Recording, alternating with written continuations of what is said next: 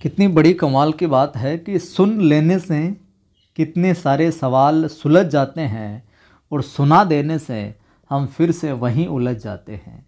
नमस्कार, जय हिंद। मैं हूं आपका दोस्त कवि आदि गणेश।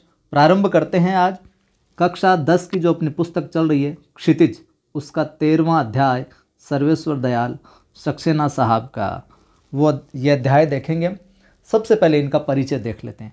कक्षा 9 के अंदर भी इनका परिचय आया था, जहाँ पर मैंने इनके परिचय को डिटेल से लिखवा दिया है रचना के रचना काल सहित में। आज हम अध्याय पढ़ेंगे।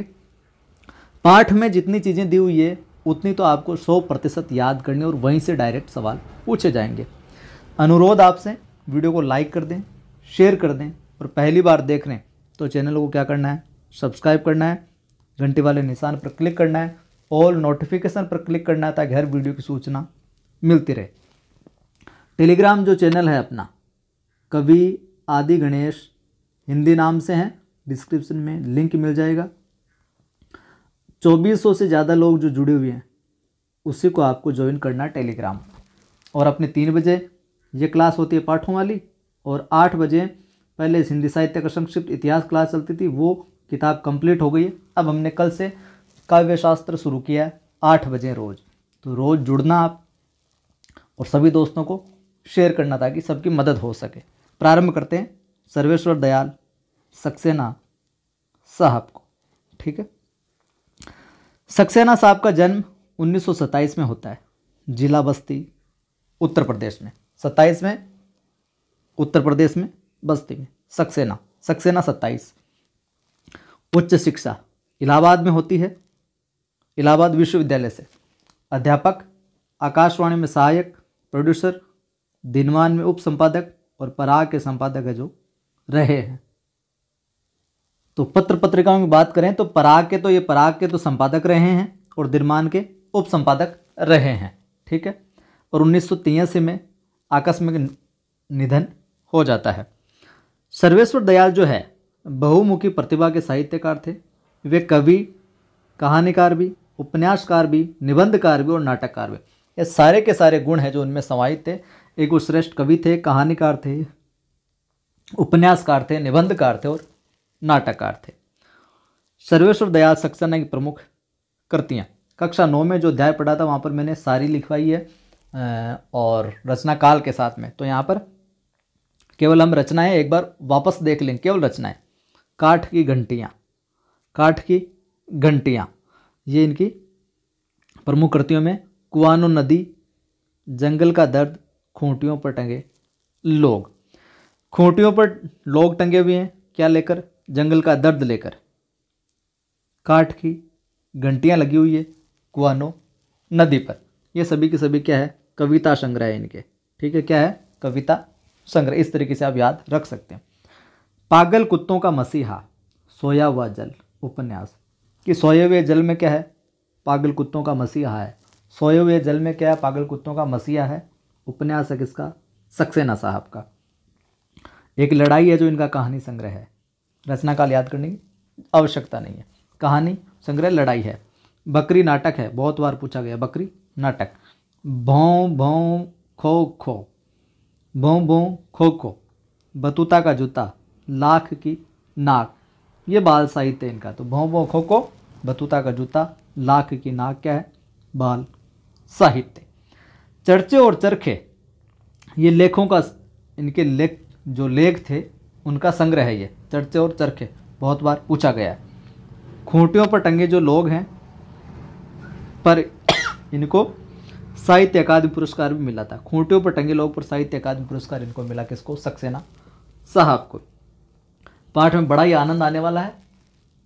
मारवाड़ी क्यों तो घणो ही मज़ो आवाड़ो है। तो लगातार थे जुड़ेड़ा रहो। शानदार तरीका तान चीज़ है जो मिलवाड़ी है। सर्वेश्वर की पहचान जो है वो मध्यवर्गीय आकांक्षाओं के लेखक के रूप में की जाती है और मध्यवर्गीय जीवन की महत्वाकांक्षाओं के सपनों, संघर्ष, शोषण, हताशा और कुंठा का चित्रण उनके साहित्य में जो मिलता है। अब सपने, संघर्ष, शोषण, हताशा, कुंठा ये चित्रण इनके साहित्य में मिलता है। लेकिन अपने को हताश नहीं होना है, निराश नहीं होना है और निरंतर है जो मोटिवेट रहना है, सकारात्मक ऊर्जा के साथ रहना है ताकि एग्ज़ाम की दिशा में हम सही तरीके से आगे बढ़ सकें। और मोटिवेशनल वीडियो देखने के लिए मेरा दूसरा चैनल है एक, आदि की आवाज़ नाम से, आदि की आवाज़, उस पर जाकर देखें आप, मोटिवेशनल वीडियो मिलेंगे। आज ही डाला है मैंने अभी वीडियो कि परेशानी किसको नहीं है, उसको सुनना, आपकी सोच बदल जाएगी। सर्वेश्वर जी क्या थे? स्तंभकार थे, और चर्चे और चरखे नाम से दिनमान में जो स्तंभ लिखते थे उसमें बेबाक सच कहने का साहस दिखता है। उनकी अभिव्यक्ति में सहजता और क्या है? स्वाभाविकता है। आज जो हम अध्याय देखेंगे मानवीय करुणा की दिव्य चमक, उसके अंदर क्या कुछ है मुख्य बात वो देखिए। तो संस्मरण जो होता है वो स्मृतियों से बनता है। संस्मरण क्या बनता है? स्मृतियों से बनता है, यादों से बनता है एक तरीके से। और स्मृतियों की जो विश्वसनीयता है उसे महत्वपूर्ण बनाती है, यादें सही है कि नहीं है। फादर कामिल बुल्के, इनका जिक्र होगा आज। फादर कामिल बुल्के पर लिखा सर्वेश्वर का यह संस्मरण इस कसौटी पर क्या खरा उतरता है। तो ये मानवीय जो आज हम अध्याय पढ़ेंगे कामिल बुल्के साहब वाला, ये क्या है? एक संस्मरण है। तो इसकी विधा आप ज़रूर ध्यान में रखिएगा। मानवीय करुणा की दिव्य चमक क्या है? संस्मरण, जो आज हम पढ़ेंगे। अपने को भारतीय कहने वाले कौन? Father Bulcke. कहाँ पर जन्मे? बेल्जियम यूरोप में जन्मे थे। जन्मे तो कहाँ पर? बेल्जियम यूरोप में थे, इसके रेम्स चैपल शहर में, जो कि गिरजों, पादरियों, धर्मगुरुओं और संतों की भूमि कही जाती है। तो यहाँ से सवाल बन सकता है। पहला सवाल तो ये कि फादर कामिल बुल्के जो है कहाँ पर जन्मे थे? बेल्जियम यूरोप में। पहला सवाल तो ये बन गया। दूसरा सवाल बन जाए कि संतों की, निम्न में से संतों की भूमि कही जाती है। तो यूरोप के जो रेम्स चैपल शहर है ना, इसमें जो गिरजे, पादरियों, धर्मगुरु और संतों की भूमि है जो ये कही जाती है। कौन? यूरोप का रेम्स चैपल शहर, गिरजों, पादरियों, धर्मगुरुओं और संतों की भूमि कही जाती है। तो ये सवाल भी पूछा जा सकता है। परंतु उन्होंने अपनी कर्म भूमि बनाया किसको? भारत को बनाया। काम यहाँ पर किया, कर्म यहाँ पर किया। फादर बुल्के एक क्या थे? सन्यासी थे, परंतु पारंपरिक अर्थ में नहीं। सर्वेश्वर का फादर बुल्के से क्या था? अंतरंग संबंध था, जिसकी झलक हमें इस संस्मरण में मिलती है। लेखक का मानना है कि जब तक राम कथा है इस विदेशी भारतीय साधु को याद किया जाएगा। माफ़ करें, यहाँ से सवाल बन सकता है, पूछा जा सकता है कि जब तक राम कथा है इस विदेशी भारतीय साधु को याद किया जाएगा। इस पाठ के अनुसार इस भारतीय साधु को, तो यहाँ पर इस भारतीय साधु किसके लिए नाम आया है? बुल्के साहब के लिए, ठीक है। तथा उन्हें हिंदी भाषा और बोलियों के अगाध प्रेम का क्या है? उदाहरण माना जाएगा। ये पूछा जा सकता है। अध्याय में आते हैं साहब, मानवीय करुणा की दिव्य चमक। बड़ा ही कमाल का अध्याय है और रोचक ढंग से हम पढ़ेंगे, तो निरंतर जुड़े रहिए और साथियों को भी जोड़ लीजिए, शेयर कर दीजिए, लाइक नहीं किया तो लाइक कर दीजिए। फादर को जहरबाद से नहीं मरना चाहिए था। जहरबाद एक तरीके से कह सकते हैं फोड़े से, फोड़ा। फादर को जहरबाद से नहीं मरना चाहिए था, जिसकी रगों में दूसरों के लिए क्या थी? मिठास भरे, जो अमृत के अतिरिक्त और कुछ नहीं था। केवल मीठा ही मीठा बोलते थे, प्रेम ही प्रेम करते थे। उसके लिए जहर का विधान क्यों हो? उसके लिए जहर का विधान क्यों हो? क्यों हुआ ये सवाल किस ईश्वर से पूछे हैं कि इतने अच्छे आदमी के लिए ये? प्रभु की आस्था ही जिसका अस्तित्व था और भगवान में आस्था भी रखते थे, फिर क्यों दुख मिला? वह देह की इस यातना की परीक्षा उम्र की आखिरी देहरी पर क्यों? और यातना मिली तो उम्र के आखिरी पड़ाव पर ये इनको क्यों भुगतना पड़ा? एक लंबी पादरी के सफ़ेद चोंगे से ढकी आकृति सामने है। गोरा रंग, सफ़ेद झाई मारती भूरी दाढ़ी, नीली आंखें, बाहें खोल गले लगाने को आतुर, इस तरीके की। इतनी ममता, इतना अपनत्व इस साधु में अपने हर एक प्रियजन के लिए उमड़ता रहता था। इस प्रकार के थे ये कि हर एक को प्रेम करते थे, स्नेह करते थे, और ये इनकी वेशभूषा रहती थी और प्रयास करते कि सबको बस प्रेम से रहे, गले लगा कर रखें। मैं 35 साल से इसका साक्षी था। यहाँ पर लेख करें, मैं 35 साल से इसका साक्षी था कि वो किस प्रकार के थे। तब भी जब वह इलाहाबाद में थे और तब भी जब वह दिल्ली आते थे। आज उन बाहों का दबाव मैं अपनी छाती पर है जो महसूस करता हूँ। तो यहाँ पर आप ध्यान में रख लीजिए, आज उन बाहों का दबाव मैं अपनी छाती पर महसूस करता हूँ लेखक महोदय, लेकिन आज उन बाहों का, तो और किन की बाहों का? अपने बुल्के साहब की। फादर को याद करना एक उदास शांत संगीत को सुनने जैसा है। उनको देखना करुणा के निर्मल जल में स्नान करने जैसा था और उनसे बात करना कर्म के संकल्प से भरना था। उनसे बात करते एक सकारात्मक ऊर्जा आ जाती थी, मन के अंदर पॉजिटिविटी आ जाती थी कि नहीं, मैं ये काम कर सकता हूँ। तो उनसे बात करना कर्म के संकल्प से बढ़ना था। आपको भी ऐसा ही बनना है, अपने विचारों में इस तरह की सकारात्मकता रखनी है कि जो भी मिले बार बार मिलना चाहिए और सोचिए यार कितना कमाल का आदमी, हमेशा सही सोचता है। मुझे परिमल के वे दिन याद आते हैं जब हम एक पारिवारिक रिश्ते में बंधे जैसे थे, जिसके बड़े कौन थे? फादर बुल्के थे। हमारे हंसी मजाक में वह निर्लिप्त शामिल रहते थे बिना आसक्त हुए। हमारी गोष्ठियों में वह गंभीर बहस करते थे, हमारी रचनाओं पर बेबाक राय देते थे और सुझाव भी देते थे। और हमारे घरों के किसी भी उत्सव और संस्कार में वह बड़े भाई और पुरोहित जैसे खड़े हो हमें अपने आशीर्वाद से भर देते थे, ढेरों आशीष देते थे। मुझे अपना बच्चा और फादर का उसके मुख में पहली बार अन्न डालना याद आता है। मुझे तो अपना बच्चा, स्वयं का बेटा, और फादर बुल्के साहब का उसके मुख में उस बच्चे के पहली बार अन्न डालना याद आता है। और नीली आंखों की चमक में तैरता वात्सल्य भी, जैसे किसी ऊंचाई पर देवदारू की छाया में खड़े हो। साहब कहाँ से शुरू करें?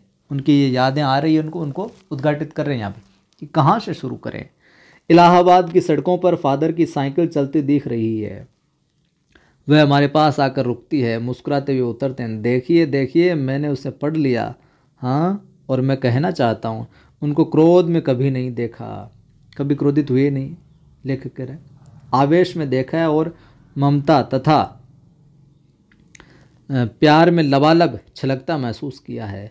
अक्सर उन्हें देखकर लगता कि बेल्जियम में इंजीनियरिंग के अंतिम वर्ष में पहुंचकर उनके मन में सन्यासी बनने की इच्छा कैसे जाग गई, जबकि घर भरा पूरा था, 2 भाई 1 बहन, माँ पिता सभी थे। तो यहाँ से सवाल बन सकता है क्या कि सन्यासी बनने की इच्छा कब जगी थी? इंजीनियरिंग के अंतिम वर्ष में, बेल्जियम में इंजीनियरिंग के अंतिम वर्ष में। पूछा जा सकता है उनके भाई, तो कितने भाई थे? 2 भाई थे, 1 बहन और माता पिता। ठीक, अब देखिए आगे, यहाँ पर संवाद होता है उनके। आपको अपने देश की याद आती है? यहाँ पर लेखक महोदय कह रहे हैं, ठीक है, आपको अपने देश की याद आती है? फादर साहब क्या कह रहे हैं? फादर बुल्के, मेरा देश तो अब भारत है। मैं जन्मभूमि की पूछ रहा हूँ। फिर लेखक कहता है कि मैं आपकी जन्मभूमि की पूछ रहा हूँ, कहाँ जन्म हुआ था? हाँ, आती है, बहुत सुंदर है मेरी जन्मभूमि, रेम्स चैपल। फादर बुल्के साहब का, ध्यान में रखिएगा इन कथनों को। हाँ, आती है, बहुत सुंदर है मेरी जन्मभूमि, रेम्स चैपल। घर में किसी की याद? फिर लेखक पूछता है, घर में किसी की याद? माँ की आती है। फिर फादर साहब कहते हैं कि माँ की आती है और बहुत याद आती है। फिर अक्सर माँ की स्मृति में डूब जाते देखा है। उनकी माँ की चिट्ठियाँ अक्सर उनके पास आती थी। अपने अभिन्न मित्र डॉक्टर रघुवंश को वो उन चिट्ठियों को दिखाते थे। आप जो भी मैं अध्याय पढ़ा हूँ उसको इमेजिन करते हुए चला करें, आपको लगेगा चिट्ठियाँ भी आ रही है, फादर साहब मिल भी रहे हैं, उनके 2 भाई भी इधर, सारा कुछ आपकी खोपड़े में फिल्म की तरह चलेगा। उस तरीके से पढ़े अध्याय को ताकि खोपड़े में फिट हो जाए। अपने अभिन्न मित्र डॉक्टर रघुवंश को वह उन चिट्ठियों को दिखाते थे। तो बुल्के साहब के मित्र कौन? डॉक्टर रघुवंश। पिता और भाइयों के लिए बहुत लगाव मन में नहीं था। पिता व्यवसायी थे, 1 भाई वहीं पादरी हो गया, 1 भाई काम करता है, उसका परिवार है। बहन सख्त और जिद्दी थी, बहुत देर से उसने शादी की। फादर को 1 आध बार उसकी शादी की चिंता व्यक्त करते उन दिनों देखा था। भारत में बस जाने के बाद 2 या 3 बार अपने परिवार से मिलने भारत से क्या गए थे? बेल्जियम गए थे। लेकिन मैं तो सन्यासी हूँ, आप सब छोड़कर क्यों चले आए? प्रभु की इच्छा थी। वह बालकों की सी सरलता से मुस्कुरा कर कहते, माँ ने बचपन में ही घोषित कर दिया था कि लड़का हाथ से गया, और सचमुच इंजीनियरिंग के अंतिम वर्ष की पढ़ाई छोड़ फादर बुल के सन्यासी होने जब धर्म गुरु के पास गए और कहा कि मैं सन्यास लेना चाहता हूँ, मैं सन्यास लेना चाहता हूँ। कौन? बुल के साहब। तथा एक शर्त रखी। क्या? सन्यास लेते समय सन्यास चाहने वाला शर्त रख सकता है। एक शर्त रखी। जो शर्त क्या थी? जो सन्यास लेते समय, सन्यास जो लेना चाहता है ना, वो एक शर्त रख सकता है कि मैं भारत जाऊंगा। और सन्यास लेते वक्त क्या कहते हैं गुरु से? कि मैं भारत में जाऊंगा, ये शर्त है मेरी। भारत जाने की बात क्यों उठी नहीं जानता, बस मन में ये था। उनकी शर्त मान ली गई और वह भारत आ गए। पहले जिसेट संघ में 2 साल पादरियों के बीच धर्माचार की पढ़ाई की। तो पूछा जा सकता है, शुरुआत में फादर बुल्के साहब ने 2 साल कहाँ पर पढ़ाई की और किसकी की? तो जिसेट संघ में की, ठीक है, और धर्माचार की। फिर 9-10 वर्ष दार्जिलिंग में पढ़ते रहे। कलकत्ता से बीए किया और इलाहाबाद से एमए किया। उन दिनों डॉक्टर धीरेन्द्र वर्मा हिंदी विभाग के अध्यक्ष थे। तो हिंदी विभाग का अध्यक्ष किसको बताया यहाँ पर? धीरेन्द्र वर्मा को बताया उस समय। शोध प्रबंध प्रयाग विश्वविद्यालय के हिंदी विभाग में रहकर 1950 में उन्होंने पूरा किया। राम कथा उत्पत्ति और विकास, ये पूछा जा सकता है। इनका शोध विषय का शीर्षक क्या था? राम कथा उत्पत्ति और विकास। परिमल में उसके अध्याय जो पढ़े गए थे। फादर ने मातृलिंग के प्रसिद्ध नाटक ब्लू बर्ड, ये भी पूछा जा सकता है, ब्लू बर्ड किसका है? मातृलिंग के प्रसिद्ध नाटक कौन सा? ब्लू बर्ड है, का रूपांतर भी किया था इन्होंने, अनुवाद भी किया था नील पंछी के नाम से। किस नाम से? नील पंछी के नाम से। बाद में वह सेंट जेवियर्स कॉलेज रांची में हिंदी तथा संस्कृत विभाग के विभागाध्यक्ष हो गए और यहीं उन्होंने अपना प्रसिद्ध अंग्रेजी हिंदी कोश है जो तैयार किया और बाइबिल का अनुवाद भी। और वहीं बीमार जो पड़े, पटना आए, दिल्ली आए और चले गए। 47 वर्ष देश में रहकर 73 वर्ष की जिंदगी जीकर। फादर बुल के संकल्प से क्या थे? सन्यासी थे। कभी कभी लगता है वह मन से सन्यासी नहीं थे। रिश्ता बनाते थे तो तोड़ते नहीं थे। 10 साल बाद मिलने के बाद भी उसकी गंध महसूस होती थी। वह जब भी दिल्ली आते जरूर मिलते, खोजकर समय निकालकर, गर्मी सर्दी बरसात झेल कर मिलते, चाहे 2 मिनट के लिए ही सही। ये कौन सन्यासी करता है इस प्रकार का? तभी तो कहा है कि फादर बुल के संकल्प से सन्यासी थे, लगता नहीं था कि मन से भी है ये। उनकी चिंता हिंदी को राष्ट्रभाषा के रूप में देखने की थी, ये भी ध्यान में रखिएगा। हर मंच से इसकी तकलीफ बयान करते थे। हर मंच से इसकी तकलीफ बयान करते थे। यहाँ पर इसकी किसके लिए आया है? हिंदी राष्ट्रभाषा के लिए, हिंदी के लिए आया है, ठीक है। इसके लिए एकाटे तर्क देते। बस इसी एक सवाल पर उन्हें झुंझलाते देखा है और हिंदी वालों द्वारा ही हिंदी की उपेक्षा पर दुख करते उन्हें पाया गया है।